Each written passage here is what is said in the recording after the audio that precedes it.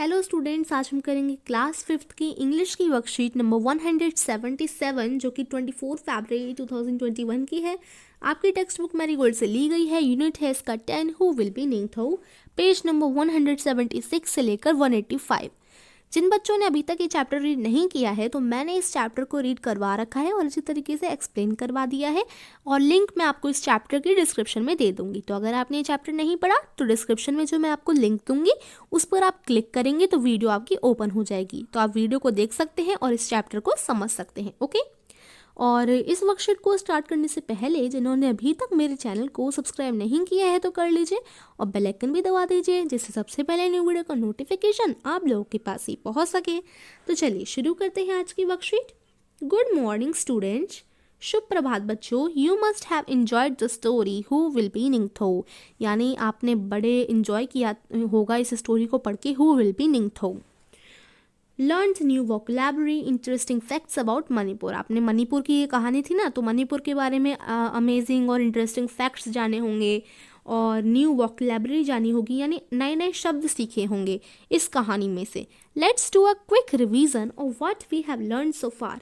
तो अभी तक जितना भी इस चैप्टर में हमने पढ़ा तो उसका हम एक जल्दी से रिवीजन कर लेते हैं, इसको फिर से अभ्यास इसका कर लेते हैं कि हमने इस कहानी से क्या क्या सीखा।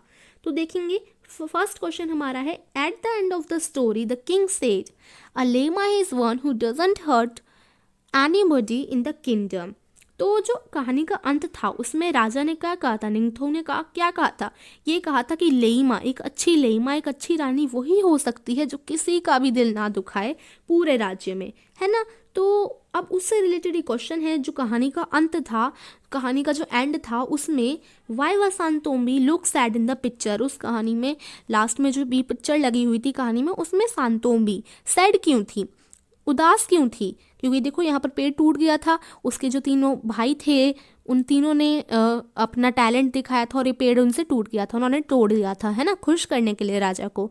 लेकिन ये गलत बात है, हमें किसी भी जीव को नुकसान नहीं पहुंचाना चाहिए, क्योंकि पेड़ मर गया था इसलिए सांतोम्बी सैड थी, उदास थी। Sanatombi was sad because the banyan tree died. यहाँ पर आप सांतोम्बी के बाद वाज लगा लीजिएगा, WS, उसके बाद सैड लिखना, ठीक है। Sanatombi was sad because the banyan tree died. Okay, ये आप लिख लेंगे आंसर में। क्वेश्चन बी है, what have you learn from Sanatombi. तो ये जो लड़की थी सांतोम्बी, इससे आपने क्या सीखा।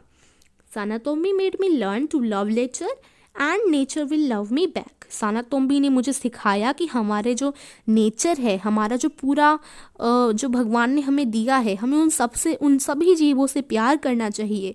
अगर हम उनसे प्यार करेंगे तो वो भी हमें प्यार वापस लौटाएगा। ये हमने सांतोम्बी से सीखा, ठीक है। ये आप लिख लेंगे, Sanatombi made me learn to love nature and nature will love me back. Okay, question C देखेंगे, what would you do if you see someone in pain. तो क्या करेंगे अगर आपको कोई दुख में दिखे, तो अगर आप कहीं जा रहे हैं, कुछ भी हो, अगर आपको कोई दुख में दिखे तो आप उसके लिए क्या करेंगे। If I C someone in pen I will help him her, ये आप आंसर में लिखेंगे। अगर मुझे कोई दुख में दिखे तो मैं उसकी सहायता ज़रूर करूँगी या करूँगा, ठीक है। तो ये हमें लिखना है आंसर में, if I C someone in pen I will help him her, है ना। आप भी तो किसी की हेल्प करना चाहेंगे, अगर कोई सैड हो, कोई उदास हो, तो आप भी तो उसकी हेल्प करना चाहते होंगे ना, कि हम उसके लिए जो कर सकते हैं वो तो एटलीस्ट कर ही दें, ठीक है। तो ये आप आंसर में लिखेंगे। अब बी क्वेश्चन है, read the story and state whether the following statements are true और फॉल्स। आपको पूरी कहानी पढ़नी है, नहीं पढ़ी तो लिंक डिस्क्रिप्शन में, वहाँ से आप देख सकते हैं और कहानी को रीड कर अच्छी तरीके से समझ कर इनके जवाब देने हैं कि ये सही है या गलत है। अगर ये सारे सही हैं तो आप ट्रू लिखेंगे और अगर कोई गलत है तो उसके आगे F यानी फॉल्स लिखेंगे। तो फर्स्ट देखो, Ningthou and Leima did not think about their miyam. जो वहाँ का निंगथौ थे और लेमा थे, यानी वहाँ के राजा और रानी जो थे, वो उनके प्रजा के बारे में बिल्कुल नहीं सोचते थे। ये तो गलत है, वो लोग तो बहुत ही ज़्यादा सोचते थे, वो कहते थे कि हमारी प्रजा हमेशा खुश रहनी चाहिए, है ना। तो यहाँ आप लिख देंगे फॉल्स, फॉल्स का मतलब कि ये गलत है। बी देखेंगे, Sanatombi feels the pain of animals, bird और ट्री। जो सांतोम्बी थी, ये जो लड़की थी, वो हर जानवर, हर पक्षी और हर पेड़ पौधे का अच्छी तरीके से ध्यान रखती थी और उनका दर्द समझती थी। जी हाँ, बिल्कुल समझती थी, ट्रू आ जाएगा इधर। सी है the eldest son become the king of Kangleipak, जो सबसे बड़ा बेटा था राजा का वो महाराज बन गया था कांगलेपक का, बिल्कुल भी नहीं। लईमा जो बनने वाली थी वो सानातोम्बी को बनाया गया था, ना कि बड़े बेटे को, तो ये फॉल्स आ जाएगा। ओके, अब देखेंगे आगे क्वेश्चन क्या है। List the verbs from the story who will be Ningthou and classify them into regular और irregular verbs. One has been done for you. तो हमने पढ़ा था रेगुलर एक्शन वर्ड्स और irregular action words. Regular action words वो होते हैं जिनके आगे ईडी या डी आता है, और इरेगुलर एक्शन वर्ड वो होते हैं जिनके लास्ट में ईडी नहीं आता। ओके, सिंपल है ना। अब हम फिर पढ़ते हैं, रेगुलर एक्शन वर्ड वो होते हैं जिनके लास्ट में ईडी या डी आता है, और इरेगुलर वो होते हैं जिनके लास्ट में ईडी नहीं आता। ओके, तो आपको कहानी हु विल बी निंगथौ वाले जो चैप्टर है उसमें से कुछ एक्शन वर्ड्स ढूंढने हैं, काम वाले शब्द ढूंढने हैं, और उन्हें रेगुलर और इरेगुलर में छाट कर लिखना है। तो देखो, आप कहानी में से शब्द पढ़ेंगे और जिनके आगे ईडी लगा हुआ है उनको रेगुलर में लिख देंगे, और जिनके आगे ईडी नहीं लगा हुआ उनको इरेगुलर में लिख लेंगे। ठीक है, सिंपल है ना। तो चलिए मैंने लिखवा दिया ये। रेगुलर में से कहानी में से loved, jumped, looked, enjoy, preserved, encouraged, ये हो जाएगा। और इरेगुलर एक्शन वर्ड्स में कहानी में से went, felt, said, learned, heard और वुड हो जाएगा। ठीक है, यहाँ पर देखिए, यहाँ जो इरेगुलर में है उनके आगे कहीं पर भी ईडी नहीं आ रहा, बल्कि जो रेगुलर में है उनके आगे हर में ईडी आ रहा है। देखो, ईडी ईडी ईडी ईडी। तो इस तरीके से आपको इन्हें कैटेगराइज करना है। कहानी में से पढ़कर जिन शब्दों के आगे ईडी लग रहा है उन्हें रेगुलर में लिखना है, और जिन शब्दों के आगे ईडी नहीं लिखना लग रहा उन्हें इधर लिखना है। ठीक है, हमने कर दिया। क्वेश्चन डी देखेंगे हम। We should also take care and preserve our environment in many ways just like Sanatombi. तो हमें भी अपना जो पूरा नेचर है, हमारा जो पूरा इन्वायरमेंट है, हमारी जो पूरी प्रकृति है ना, उसका हमें अच्छी तरीके से केयर यानी ध्यान रखना चाहिए और प्रिजर्व करना चाहिए। हम इन्हें काफ़ी तरीक़ों से अपने पृथ्वी का, अपनी पूरी जो हमारा प्रकृति है उसका ध्यान रख सकते हैं, काफ़ी तरीक़ों से रख सकते हैं, एकदम सानातोम्बी की तरह।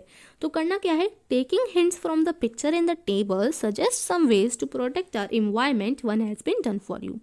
तो यहाँ कुछ पिक्चर्स दी गई हैं, इनको देखेंगे, इनको समझेंगे और इनके नीचे लिखेंगे कि ये किस चीज़ की पिक्चर है और किन चीज़ों से हम अपनी पूरी प्रकृति को सेव रख सकते हैं, मतलब उन्हें हानि ना पहुंचाकर हमें केयर रखनी है ना अपनी प्रकृति की। तो क्या क्या चीज़ें कर कर हम अपनी प्रकृति की केयर रख सकते हैं।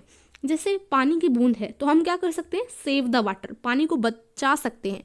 अगर हमें सारे एरिया साफ सुथरा रखना है तो हम पानी को बचा सकते हैं।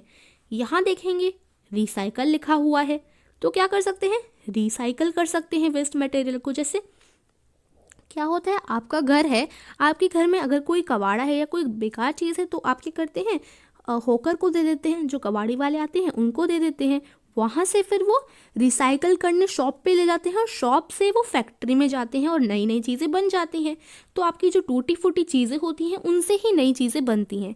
तो हमें अपनी जो वेस्ट चीज़ें हैं उनको कबाड़ी वाले को ज़रूर देना चाहिए, रिसाइकल करने चाहिए वेस्ट मटेरियल। ठीक है, अब यहाँ देखेंगे, यहाँ पर है टर्न ऑफ, बल्ब लगा हुआ है और लिख रखा है टर्न ऑफ, तो यानी turn off electricity when not in use.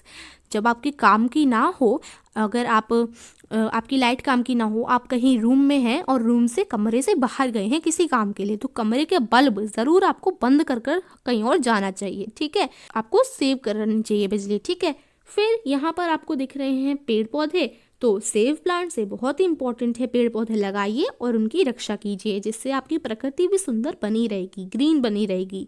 Use of solar energy, solar panel आपने देखे होंगे, उनका यूज़ करना चाहिए।